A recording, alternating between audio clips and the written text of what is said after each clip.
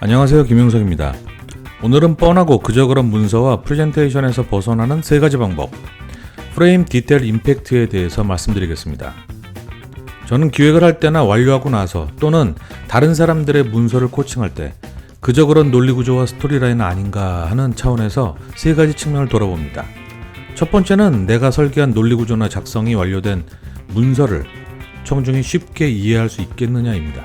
너무 어려운 개념이거나 복잡하지는 않은가 하는 거죠.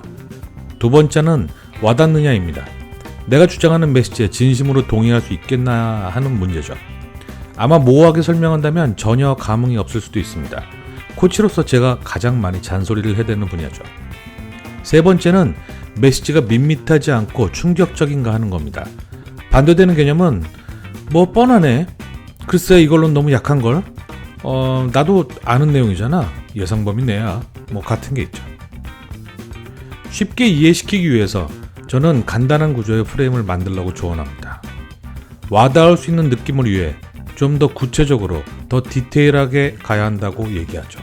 사실 제가 코칭받는 분들에게 요구하는 내용 중 대부분이 여기에 해당됩니다.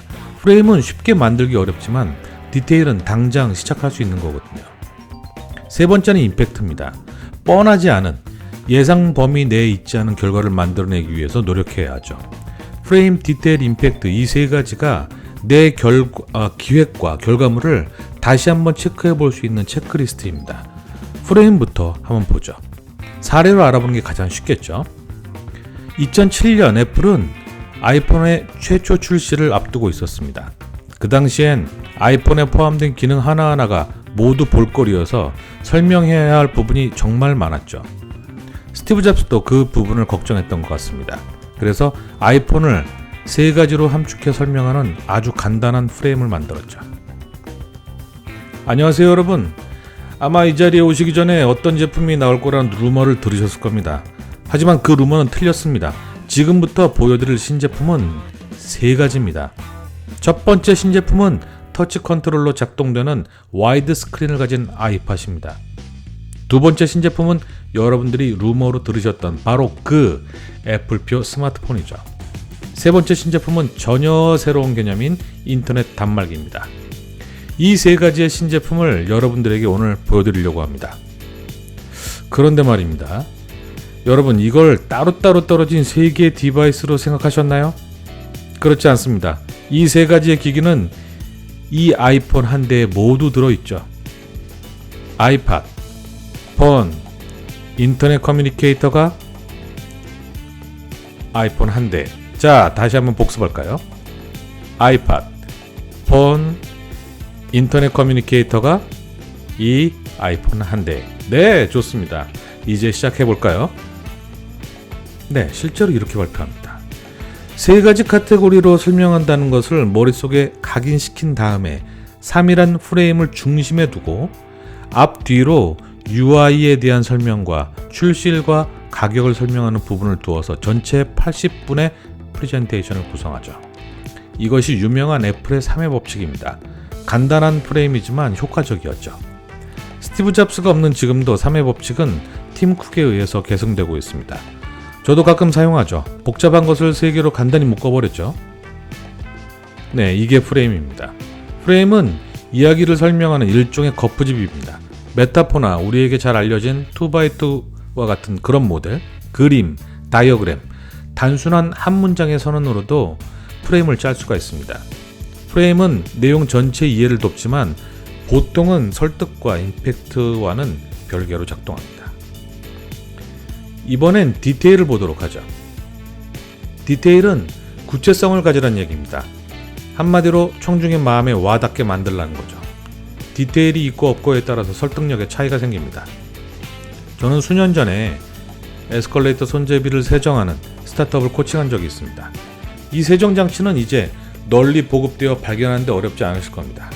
처음에 그 스타트업이 제게 가져온 표현은 구체적이지 않고 모호했습니다.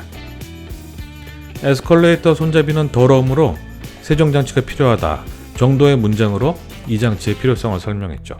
제가 요구했습니다. 이거 너무 모호해요. 좀 더 자세하게 얘기해 주세요. 얼마나 더러운 겁니까? 도대체. 상당히요. 네. 모호함은 해결되지 않았습니다. 청중은 이 표현에 동의하지 않을 겁니다. 그들의 표정이 달라지게 만들어야 하는데 이걸로는 와닿지가 않죠. 보통 디테일을 보여주려 할 때는 청중이나 사용자의 분신, 즉 페르소나를 등장시킵니다. 청중은 그 페르소나의 이야기를 보면서 감정이입하는 것이 가장 바람직한 결과가 되는 거죠. 그렇게 청중이 와닿게 하려면 구체적이어야 합니다. 페르소나도 청중이 납득할 수 있는 프로필을 가져야 하는 건 기본이죠. 저 에스컬레이터의 손잡이는요, 어디에 있는 어느 에스컬레이터의 손잡이가 가장 사람들 이용이 많으면서 더러울까요? 실제로 한번 상상해 보세요. 만약 더럽다는 걸 표현하려면 뭐에 비교해서 얼만큼이나 더러운 걸까요? 이 설정의 디테일 하나하나가 청중의 감정이입 싱크로율을 결정합니다. 하루 유동인구 60만의 신도림역 에스컬레이터, 출근 시간 동안 같은 손잡이를 수백 명이 잡습니다. 손잡이를 꼭 잡으라는 안내문과 방송이 나오기 시작하죠. 자, 거기엔 화장실에서 손을 닦지 않은 사람, 별별 사람이 같은 손잡이를 잡고서 올라갑니다. 도대체 얼마나 더러운 걸까요? 측정해 봤더니 같은 신도림역에 있는 남자 화장실의 좌변기보다 10배 이상 오염도가 높게 측정 결과가 나왔더라 하는 거죠. 실제 변기 모습은 너무 혐오스러워서 이걸로 대체했습니다. 그때 청중의 표정을 보세요. 다들 표정이 일그러져 있을 겁니다. 왜요? 와닿으니까요. 그러니 저런 세정장치가 절실하게 필요하겠죠. 디테일은 실질적으로 청중을 움직입니다. 방금 전에 보신 그 디테일은 충격적이기까지 하죠. 네, 그것이 곧바로 뒤에 나올 임팩트로도 작용합니다. 그래서 전 항상 더 구체적으로 내려가라고 주문합니다. 자신의 분신이 실제로 가서 보고 온 것처럼 그렇게 느껴지도록요. 제 기준에선 검토하는 보고서들이 항상 디테일이 부족합니다. 제 입에서 가장 많이 반복되는 단어죠. 자, 세 번째는 임팩트입니다. 임팩트가 없다는 건 대개 작성자 스스로 잘 압니다. 보고서를 검토하는 보스가 이렇게 말한다면 그건 임팩트가 없는 문서죠. 꼭 결론에 해당하는 메시지가 임팩트를 가져야 하는 건 아닙니다. 앞서 본 에스컬레이터 손잡이 세정기는 문제점에 임팩트가 있었죠. 수년간 개인 프로젝트로 진행되는 보고서를 코칭했던 회사가 있습니다. 코치로서 가장 큰 불만은 70-80%가 항상 뻔한 결론을 가진 그런 문서였다는 점이죠. 매년 30명씩을 코칭하는데 수년간 통틀어 가장 많이 나왔던 보고서의 결론은요. 1번 협력사 관리 철저, 2번 교육 프로그램 강화, 3번 담당자의 마인드셋 제고 숙련이었습니다. 어떤 분은 이 세 개가 보고서의 결론이기도 했죠. 이 결론들이 과연 보스가 깜짝 놀랄 만한 혁신일까요? 제 생각엔 그렇지 않았습니다. 그래서 전 어느 해인가부터 코칭 과정 첫 시간에 이 세 가지를 빼고 결론을 내리려고 선언했습니다. 그때 한숨소리가 방안을 메우더군요. 자, 그리고 하는 김에 보고서를 재미없게 만드는 용어들도 모두 단독 사용을 금지시켰습니다.